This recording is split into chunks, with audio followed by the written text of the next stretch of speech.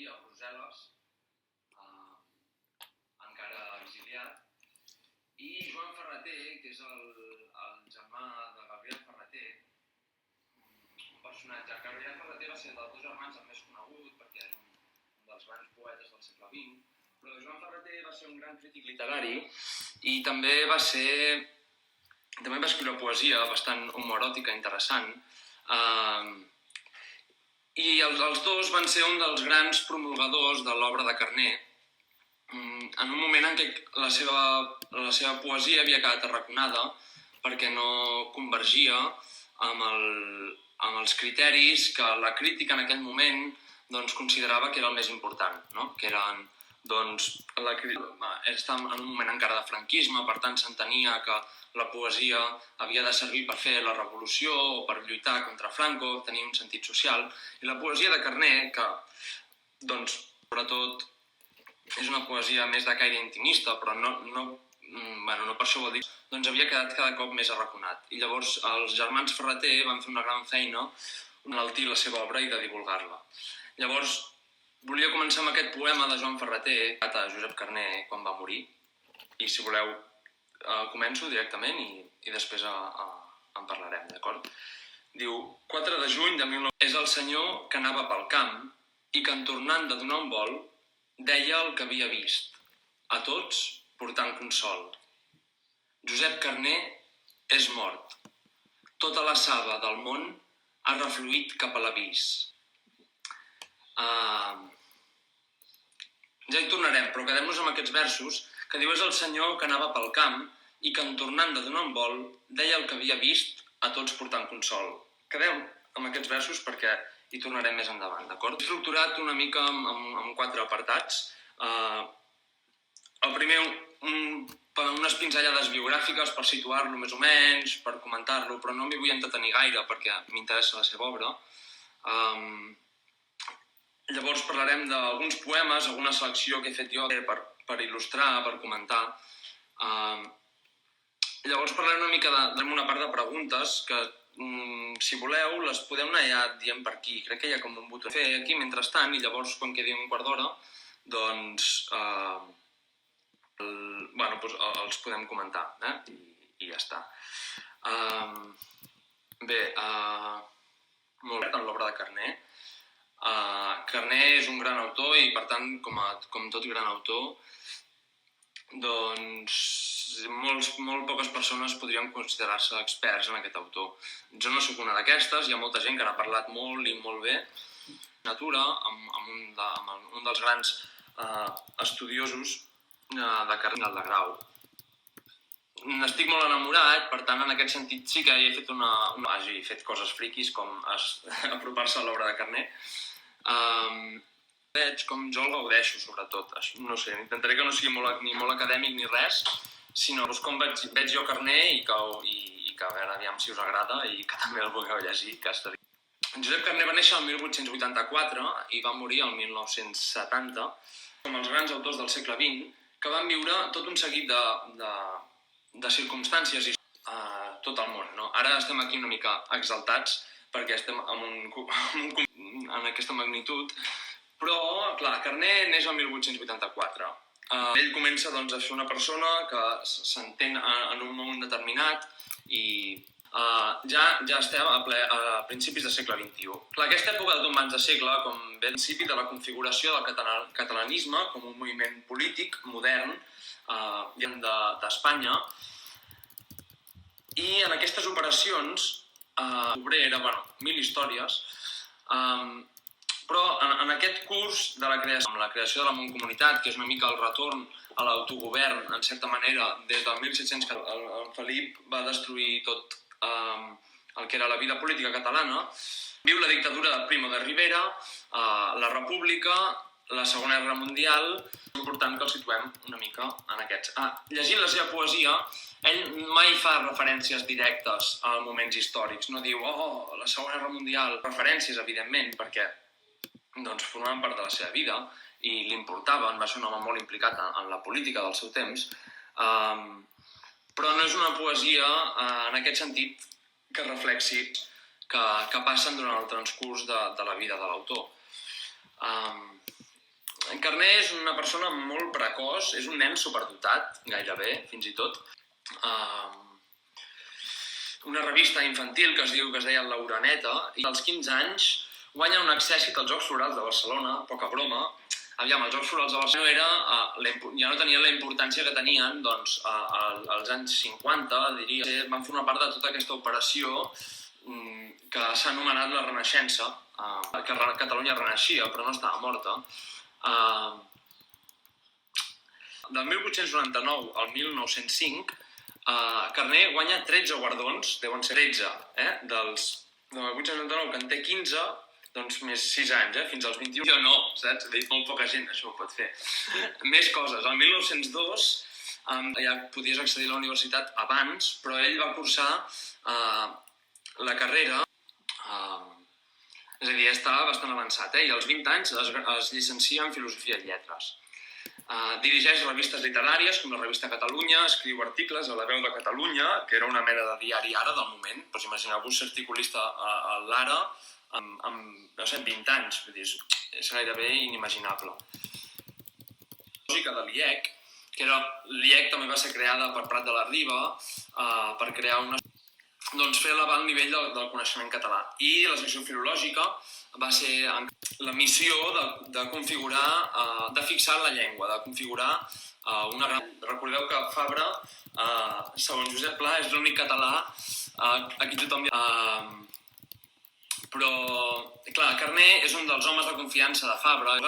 Aquesta operació complicada, però que va ser reeixida, certament, la gramàtica catalana, l'ortografia, etc., que va ser un pas molt important tant per la literatura, però també per poder fer-nos adonar que el català no era una llengua que s'havia de reduir a usos familiars, per qualsevol ús de la vida moderna. O sigui, sense Fabra i sense Carné, sense aquest seguit d'intel·lectuals, segurament això ho faríem en castellà i no hi hauria res en català que valgués la pena, per dir-ho així.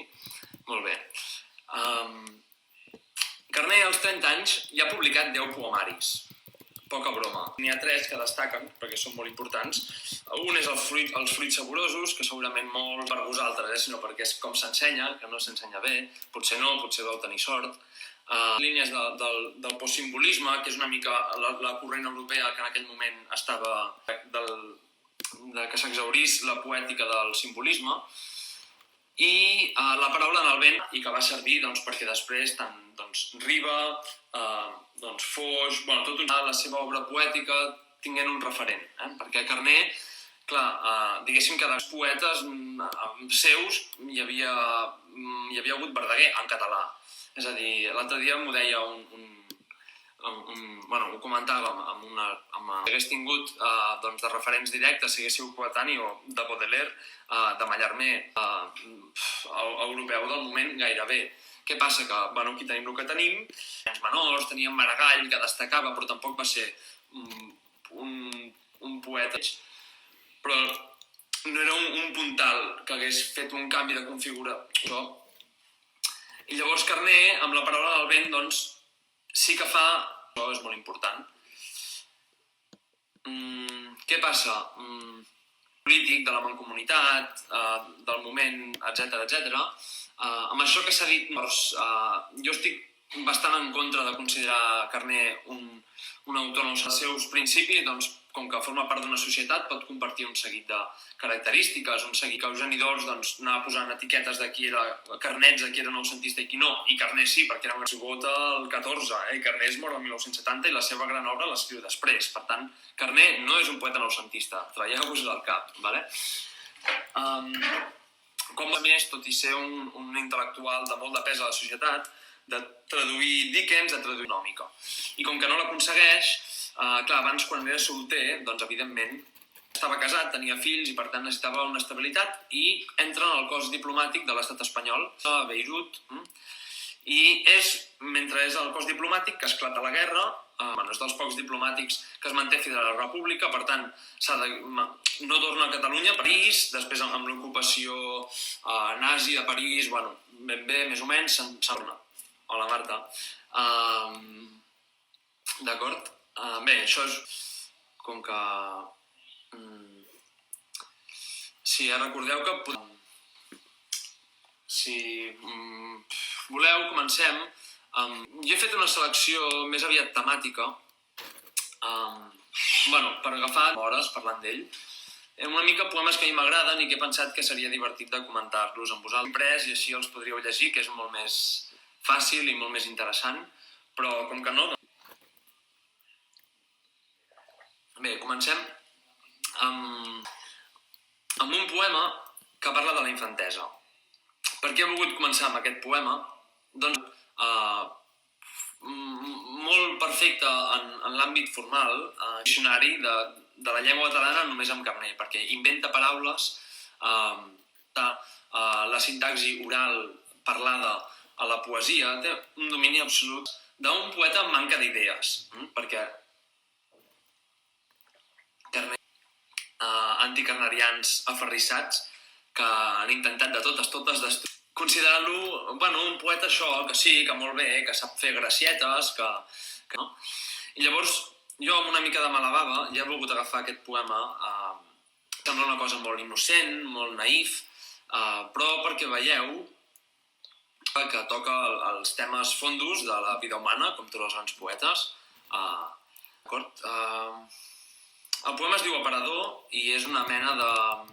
situació que és un aparador de joguines, que hi ha trompetes i tabals i cavallers i nines, ja ho veureu, i a davant doncs, ens parla dels nins que miren aquestes joguines. Diu així, Aparador. Trompetes i tabals i cavallers i nines. Aquestes són joguines per a jugar-hi els nins. Davant, els ulls encesos dels nins, les galtes fines, que prou d'inconeguts destins. Bé, com veieu, és un embruix, vull dir, embruixa és espectacular, però anem a analitzar-lo breument.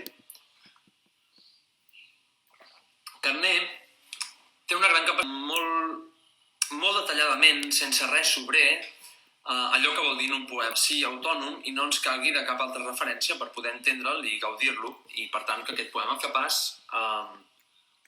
de situar-nos. Trompetes i tabals i cavallers i nins, sabem que és un aparador pel títol. Llavors continua, i davant els ulls encesos, un aparador de joguines del nostre poble, de qualsevol lloc, i un cosinet nostre, un nebot, un net, una joguina, no? Tots ens hem quedat embadalits amb una joguina quan hem sigut petits. És una experiència universal gairebé, no? Amb qualsevol cosa, quan som petits, doncs al·lucinem, no? Davant els ulls encesos dels nins, les galtes fines, que prou seran joguines d'inconeguts destins. I amb aquest vers dona tota la volta al poema. Ens ha fet una descripció amb molts pocs metres quadrats. De fet, tenim l'aparador, tenim els nens molt petits davant, amb les joguines, que també són petites, tot molt exacte, molt perfecte. Amb l'últim vers és capaç, de donar la volta a la truita i de meravellar-nos i de transportar-nos en aquesta ment fresca, més aviat pura, que hem tingut tots quan som infants i que també tenim, només que a vegades, doncs, com que la vida se'ns complica. Però veieu, és tan gran, és tan intangible, aquests camins no són corporis, no són materials, són infinits, són... És que és increïble d'aquest home, coses tan senzilles, poder-ne fer això, perquè realment ens transporta. Sembla que tot el poema ens acompanyi perquè al final ens empenyi a tenir aquesta visió coneguts, no? I infinits. Bé, com veieu, és capaç de, amb molts pocs versos, transmetre'n es tracta la poesia d'una cosa que és compartida, universal. És totalment, plenament humana i no entén ni de races ni de cultures, no? Tots els nanos, tots quan som infants tenim aquesta ment, per tant és una idea universal, no? Bé, molt bé.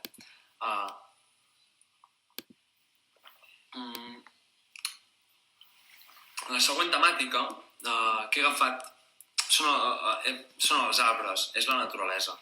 Perquè, bé, si tornem al poema de Joan Ferrater, que he llegit al principi, doncs veiem que diu i que en tornant de donar un vol deia el que havia vist. Carner era un gran coneixedor, un gran coneixedor. Es pot saber si el poema l'ha escrit a Beirut, o si el poema se situa a Beirut, per exemple, al Líban, perquè explica algun fet meteorològic, algun fet dels arbres, de com canvien, de quina mena d'arbres hi ha, etc. Que sabem que només passa allà, o la naturalesa i dels arbres en concret. Un gran amant. Un poema seu, un vers, diu: «Soc un amic massa garlaire de l'ocell, el pi, garlaire del pi, l'ocell i l'aire». Doncs això, evidentment, és Carner. Però, sinó que al contrari, que aprofita això també per parlar de coses fondes, de coses profundes, que ens toquen a tots, i etc. Llavors, el poema es diu Pietat, i us el dic, que són 2 versos. Diu Pietat: a l'arbre hi ha una fulla que ja està a punt de caure, i l'últim raig del dia, que ho sap, encara la daura. Bé, en aquest poema, Carner fa servir una operació, una tècnica poètica molt coneguda, que se n'ha parlat molt, molt usada, però que en aquell moment es feia servir en la poesia, fins i tot ara. És un recurs que no s'ha esgotat del tot, que es diu... El correlat objectiu és una tècnica que serveix a partir de... ja veuràs, el nom ens ho diu. Correlat vol dir agafar un relat humà, una experiència humana, una emoció humana, un sentiment, que és un relat, no? Podem fer un relat de la nostra sensació, doncs és fer-ne un correlat seguit d'objectes exteriors. Per què? Aquesta operació serveix per intentar del tot, però intentar d'objectivar aquesta sensació, és a dir, explicar-ne allò essencial, explicar allò essencial d'aquesta emoció i que l'efecte, evidentment, sigui diferent. No sé, hi ha en un poema seu que es diu Naví, molt bo, que és molt llarg, però hi ha un moment en què el protagonista, que és Jonàs, el personatge bíblic, està molt bé en una plaça i té una sensació molt desagradable i necessita sortir del lloc on està. I per explicar-ho, Carner fa servir una imatge que trobo molt precisa i molt bonica, que diu que el núvol que hi havia, fins i tot canvia el vent i li dona l'esquena. Llavors, aquesta tècnica, el correlat objectiu, és el que fa servir en aquest poema. Per què? Perquè, evidentment, ens descriu un fet que a la naturalesa passa, que és que una fulla, encara que estigui a punt de caure, el sol no la discrimina que estigui a punt de caure i aquesta energia que li dona sigui totalment inútil. Oi? Això, vull dir, és un fet. A l'arbre hi ha una fulla que ja està a punt de caure. I l'últim raig del dia... I aquí veieu el que ens diu. Que ho sap. En una versió anterior del poema, Carner va ser un poeta que constantment va refer la seva obra i la va reescriure i la va anar perfeccionant. Llavors no és el mateix llegir un poema seu escrit, no ho sé, el 1914 que el 1957, d'acord? En la primera versió el títol ja es deia Pietat de la natura, i tinguem en compte, ja veurem per què. I en aquesta mateixa versió no diu que l'últim raig del dia ho sap que està a punt de caure, sinó diu que ho veu. Veure no és el mateix que saber. Saber implica un coneixement i implica, per tant, saviesa. Per tant, ens està parlant de la saviesa del sol que veu aquesta fulla que ja està a punt de caure i serà completament inútil perquè caurà de totes, tot i així encara la daura. És a dir, no només li dona energia, sinó que li dona bellesa, perquè li dona aquest daurat. I això que us deia del poema, abans es deia Pietat de la natura, però ara ja no. Ara Carner titula el poema Pietat. Què vol dir? Que ens està fent una explicació de què és la pietat.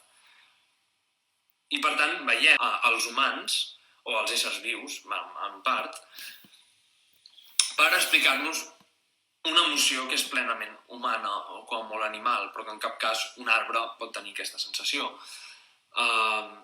Veieu, això és que ja està a punt de caure i l'últim raig del dia, que ho sap, encara la daura.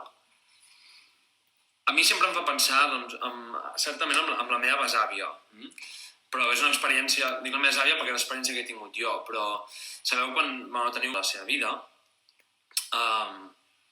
va decaient, no? Si no tenen una mort sobtada, per la bellesa els va fent cada cop. Hi ha un moment que evidentment no poden viure per ells mateixos, no?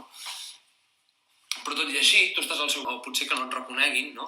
Doncs tot i així, tu intentes donar-li tot el millor que tens a aquesta persona, no? Intentes fer-la bella amb la teva presència, intentes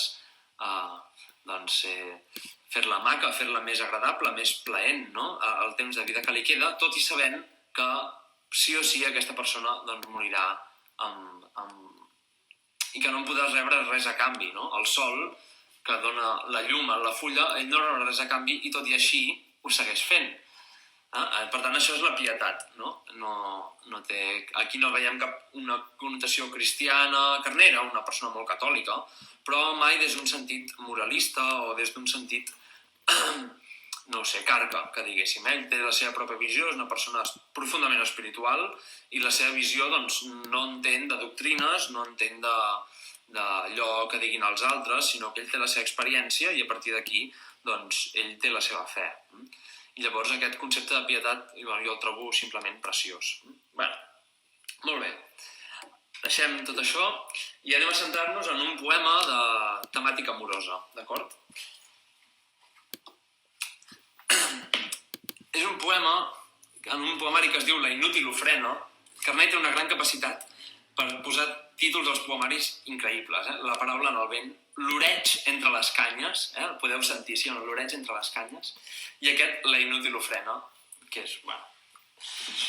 Llavors, ara farem una mica de literatura comparada, bueno, molt senzill, però una idea que m'ha cridat molt l'atenció llegint aquest poema, sempre, que és un motiu, un tòpic literari molt recurrent que ja ve des de la poesia trobadoresca, que és que el trobador, o a l'amidons, per tant, a la seva estimada, a la seva senyora, moltes vegades en la poesia, que la realitat és una altra cosa, es conformen simplement que l'enamorada el tingui en els seus pensaments, no? I a vegades, i també per poder associar el poeta amb la qualitat tan alta que té l'estimada, per exemple, donen una penyora, un tros de roba o un mocador perquè elles portin el seu mocador, per tant, que els tinguin presents i que els altres vegin el seu mocador i que ella, que vagi fardant pel món, que ell pugui sentir-se orgullós de que ella porta el seu mocador. Bé, no? Això fins i tot és un punt convertit. Tots hem donat una polsareta a algú que estimem perquè ens tingui presents, o ens fa il·lusió que la persona que estimem ens tinguin els seus pensaments, etc. Això és una cosa que ens passa a tots. Llavors, a partir d'aquesta idea, Carné fa una operació que evidentment és un poema modern i per tant ja no és viable fer un poema com un poema trobadoresc, sinó que li dona la volta amb un joc irònic. Carné és un gran poeta irònic, però la ironia... Bé, la ironia no és separar-se totalment d'una cosa. Quan tu ets irònic amb una cosa, hi tens un peu a dintre i un peu a fora. Per què? Perquè si una cosa no t'interessa, simplement no en parles, oi? I si estàs totalment a dins, pots caure en el visceralisme, parlar des de les vísceres, o parlar des del patatisme, des d'una exageració emocional. I en canvi la ironia és un gran recurs perquè tu t'identifiques amb allò que t'està passant, però alhora mostres la intel·ligència que tens un peu a fora. Per tant, que no t'ho acabes de creure del tot i que allò potser no és tan greu com les teves emocions et diuen. Això, Carné, és una cosa que té molt clara, que nosaltres no som les nostres racionalitzacions, o que nosaltres no som les nostres emocions. Sempre hi ha aquesta mena de distanciament, una mena de contenció. Bé, que ja veureu que us arrencarà un somriure, perquè és que és inevitable. Mireu, aquest poema es diu Canto la glòria, i ja veureu, al principi ja canta la glòria de la jovenesa, de l'estimada, i li diu tot un seguit de coses boniques, i cap al final li diu que ell li ha donat una rosa esblanqueïda, perquè se la posi al pit i la porti com un fermall sagrat, amb aquesta idea que estan parlant trobadoresca, o aquest topos literari, que segur que podíem trobar en milers de poemes, de la penyora que li dona l'amat a l'amada perquè pensi en ell, no? Llavors ell li dona, però ella, i aquí ve la gràcia, l'ignora completament, no fa cas, no li interessa gens l'amor que ell li proposa, sinó que li interessa la llum, i comença i diu que corre, no? En un moment donat, ella porta la flor, però corre amb que li toca el sol, i té en el corre assolellat, diu, aquesta rosa cau, vale? Ja veureu, és molt tard, diu, canto la glòria de ta jovenesa i aquelles coses que a l'entorn hi són, la mar, el cel, el goig i la puresa, fent-li un novell començament del món. Com la vella cançó tot just apresa, ta veu ressona dins mon cor pregon, i ta rialla, des l'aurora encesa, és com les aigües de la neu que es fon. Jo t'he dat una rosa esblanqueïda perquè del pit naixent, arrecerat, tu la volguessis com fermall sagrat. Però la llum i no l'amor et crida en el delit del córrer assolellat. Bueno, ja ho veieu, molt divertit. És jocós, és un poema jocós. Carner sempre té una part molt jocosa. Bé, podríem estar-nos hores amb qualsevol poema de Carner perquè són infinits, però hem d'anar fent via una mica, perquè això se'ns acaba el temps. Recordeu que si teniu alguna pregunta, doncs la podeu fer per aquí i llavors en parlem, perquè si no en el moment, ja si se us ocorre, potser serà... Bé, res, ho fem així, vale? Bueno, continuem. Ara fem un poema que també l'he posat amb bastanta mala bava. És un dels poemes més coneguts de Carner, tot s'ha de dir, però que l'he posat amb mala bava perquè no és un poeta sense idees. Perquè ja veureu que és un poema molt fondo, fins i tot més que alguns suposats existencialistes que es passen el dia lamentant-se perquè tot és una merda i faig broma, és per fer-ho més divertit. Bé, el vaig comentant, el vaig llegir vers a vers, el vaig comentant, llavors ja el diré tot, perquè crec que serà més fàcil, d'acord? Diu, cor fidel, és un sonet. Diu, a una dolor que va al d'allà del seny, fa només l'impossible cara tendra. El pur palau esdevingué pedreny. Els murs són aire, el teginat és cendra. Bé, en aquesta primera estrofa, què ens diu? Diu, a una dolor que va al d'allà del seny, per tant una cosa que no podem racionalitzar, un dolor que és massa per nosaltres. Diu, només l'impossible, en majúscula, ho escriu, fa cara tendra. No? I quin és aquest dolor? Diu, el pur palau esdevingué pedreny, els murs són aire i el teginat que és cendra. Què és aquest pur palau? Perquè ens hem fet la idea.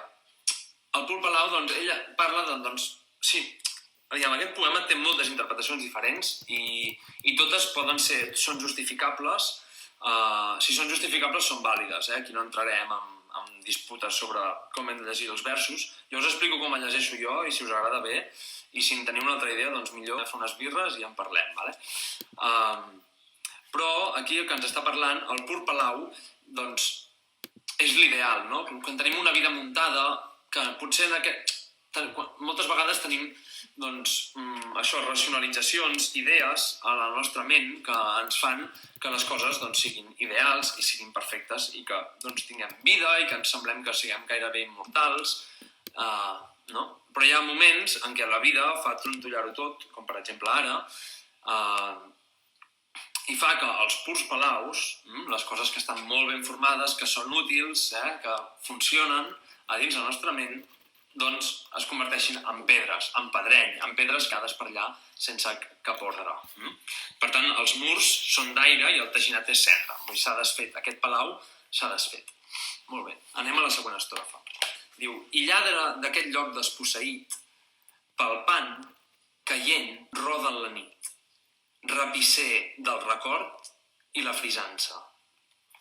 Ja en teníem prou, que en aquest palau ja ha quedat enderrocat i que tots són pedres tirades, sinó que, a més, en la nit hi ha un lladre que rapissa, que vol dir mangar, que és el descoratjament, que va per aquest lloc rapissera el record i la frisança. El record és el passat i la frisança, doncs, quan frises és per una cosa que ha de venir, per tant és el present.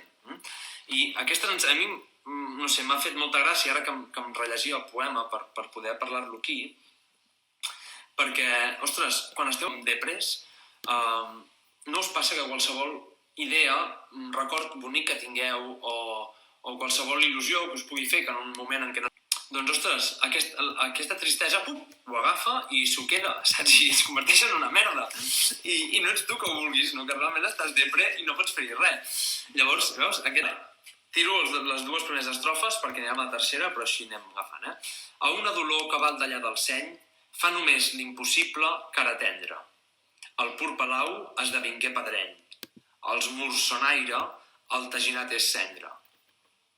I lladre d'aquest lloc desposseït, palpant, caient, a poc alçant-se, el descoratjament roda en la nit, rapisser del record i la frisança.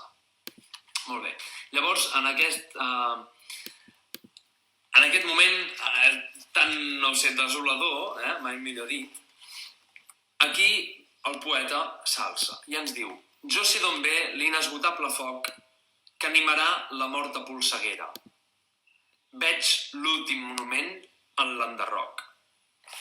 Clar, aquí jo no puc sinó veure-hi, perquè Carner era una persona que havia llegit molt la Bíblia, molt catòlica. Jo no puc no veure-hi la Bíblia aquí, perquè l'inesgotable foc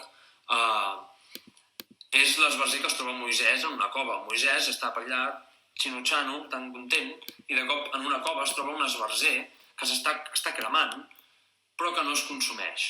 Llavors es queda parat i de cop sent la veu de Déu que li diu: Moisès, descalça't, que aquest és un lloc sagrat. I Moisès es descalça, etc. És un passatge boníssim d'aquests de la Bíblia, que són immillorables. I a més diu que animarà la mort a polseguera. De la mort vens i de la mort aniràs. Vull dir, jo no puc sinó veure-hi això. Però, a diferència de Moisès, que Moisès no sap què és, perquè és Déu qui li ha d'explicar, no?, que és un lloc sagrat, ell no, diu, ell sap d'on ve l'inesgotable foc. I després veurem d'on ve aquest inesgotable foc. I diu, veig l'últim monument en l'enderroc. És a dir, de l'enderroc jo veig l'últim monument. No? Hi ha els monuments, hi ha un monument que era el pur palau, per tant, però quan s'enderroc, aquest és l'últim, encara és un moviment. L'enderroc encara és un moviment, un monument. I llavors ens diu, l'últim tercet, per petar-ho molt fort, diu: jo pujaré sense replans d'espera cap al camí de l'alba fugissera, pel tros d'escala que no mena enlloc. Llavors, aquest jo pujaré sense replans d'espera vol dir, tu quan puges escales, si n'has de pujar algunes, pot ser que et cansis, pot ser que t'aturis en un replà per descansar, i aquí ens diu que no, sense replans d'espera, per tant, lliurement i sense obstacles, com que veu aquest monument que és l'enderroc, que tot i així és un monument, que és efímer, que és màgic, no? Tots hem vist el sol sortir un matí i és una cosa màgica, vull dir, no sé, vull dir, qui diu el contrari és idiota, no? I quin és aquest tros d'escala que no mena enlloc? Doncs un tros d'escala del pur palau, tros d'escala que puja però que no queda res. Per tant, el poeta s'alça en l'alba fugissera, quan s'aixeca el dia, el poeta... Molt bé, Martí. Ell puja per l'escala que queda, s'alça i veu, per veure l'alba fugissera, d'acord? Llavors, quina és la gràcia? Per què el poeta és capaç de tenir aquesta esperança, de trobar el camí de l'alba fugissera enmig de l'enderroc? Doncs, evidentment, pel cor fidel, que per això hi ha un títol que es diu Cor fidel, no ho oblidem. Per què? Doncs perquè el cor fidel, que és el lloc d'on ve l'inesgotable foc, per tant, que les coses... Carner era un home amb una gran vitalitat i una gran vida interior, per tant, una forta espiritualitat, i sabia que en el fons per molt fotudes que estiguessin les coses, i ell les va viure bastant fotudes, doncs dintre nostre doncs hi ha sempre aquest inesgotable foc que és capaç d'animar la mort a polseguera per dur-nos sense replans d'espera cap al camí de la Palafrugissera pel tros d'escala que no mena enlloc. Molt bé. Bé, abans de fer el torn de preguntes, que veig que n'hi ha una, no sé encara... Bueno, deixeu-me que us digui un últim poema, Cavalles de la seva vida, quan pensant abans de tornar, no? Però no Catalunya amb una part patriòtica, nacionalista, no en aquest sentit, sinó en un sentit universal, doncs, del lloc on has crescut, quan estàs separat i no pots tornar, doncs és una experiència universal de recordar doncs, el lloc on estimes, on has passat la teva infantesa, on has viscut amb gent amb la qual ja no pots compartir la teva vida. Llavors aquest poema es diu Si cal que encara et vegi, i us el recitaré, i gairebé no el comentarem perquè se'ns acaba el temps i hem de respondre alguna pregunta, ¿vale? Si cal que encara et vegi, lloc meu i fe primera, que sigui un dia de tardor i a seny d'estels, i el llaurador fet enrere la plana ben escrita de versos paral·lels. I en la gombol del vespre, que alguna veu molt pura desgrani la tonada que el meu bressol oí, abans que sense terme i sense afegidura no negui mes parpelles la nit d'on vaig així. Brutal, és que això és un escàndol, tu, no sé. Ara jo tinc ganes d'abraçar tothom, saps? Bueno. Faig broma, Bueno.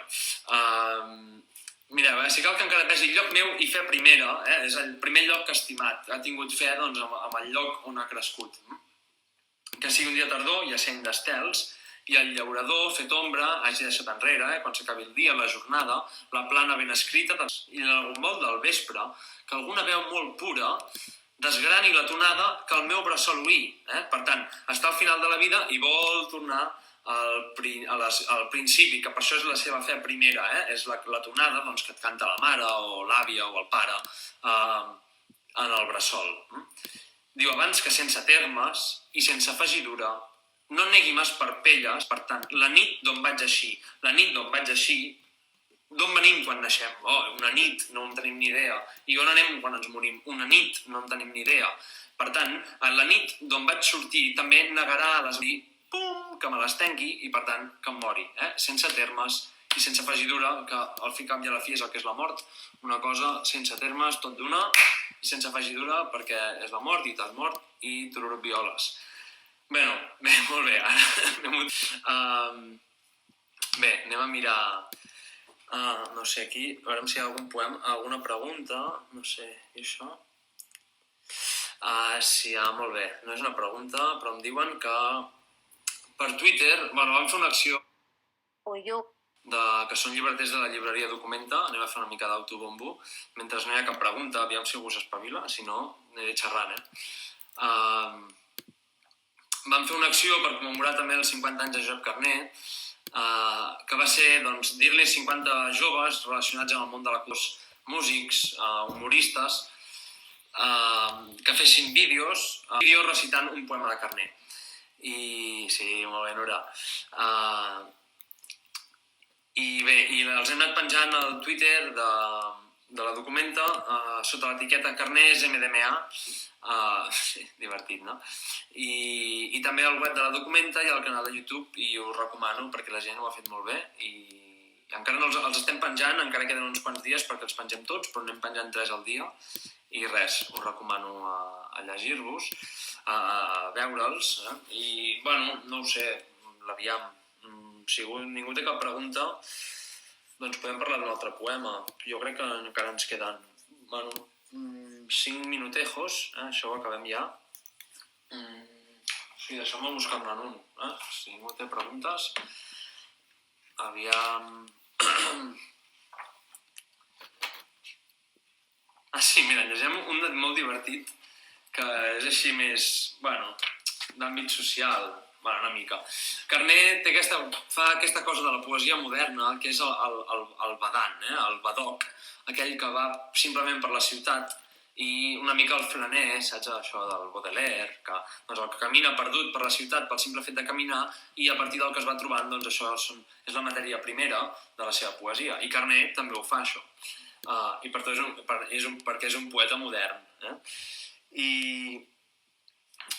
I en un llibre seu molt divertit que es diu Auques i ventalls, que és com un retrat jocosos, irònics, sobre coses que a la ciutat ell es va trobant, sense cap altra intenció que deixar-ne escrit, fer-ne literatura i fer-ne un joc i fer-ho divertit. I n'hi ha un d'aquests poemes que es diu Rètol d'una modista, i ja veureu que fa molta gràcia. Diu: veniu ací les noies enciseres. Ai, per poc esma que tingueu, veniu. Finar l'ànima vostra amb les darreres convulsions del vestidet d'estiu. Ja en mon taulell la novetat esperes. Dureu un bronzo, un malva, un posseviu, i permetré els capells de 5 maneres i al pit una flor pàl·lida del riu. Dona agençada, com se sap, no és lliure. Diré com heu de saludar i de riure, car tot vestit imposa son govern. Veniu ací les noies enciseres, jo us donaré les ànimes lleugeres que us duraran per tot aquest hivern. Bé, és un joc, ell simplement agafa la publicitat, com el que seria un anunci publicitari al seu moment d'una modista que intenta vendre els seus vestits a les noies, no? El vestit de noies, i els intenta vendre perquè s'ha acabat l'estiu i han de comprar el vestit de l'hivern. Però a mi em fa gràcia perquè diu coses molt divertides, perquè això de dona agençada, com se sap, no és lliure, no vol dir que les dones no siguin lliures, no tinguem una mala interpretació del vers. Imposa son govern, i això és una cosa pública i notòria, que cada vegada que portes, la jaqueta que portes, no, mireu, el Hugo Chávez connotava unes coses, i has de saludar i has de riure d'una manera determinada. En Marc Giró, que sempre diu aquestes coses, no? Que la manera, l'estil i tot això. Bueno, enciseres, jo us donaré les ànimes lleugeres que us duraran per tot aquest hivern. Bueno, fantàstic. Doncs bé, com que veig que ningú s'ha animat a fer cap pregunta, doncs ho donarem per acabat de fer-vos socis de l'Ateneu o de participar a l'Ateneu d'alguna manera, perquè la cultura bastant xungues, doncs res, i doncs realment serà important. Dependents, no ho sé, visca Carné.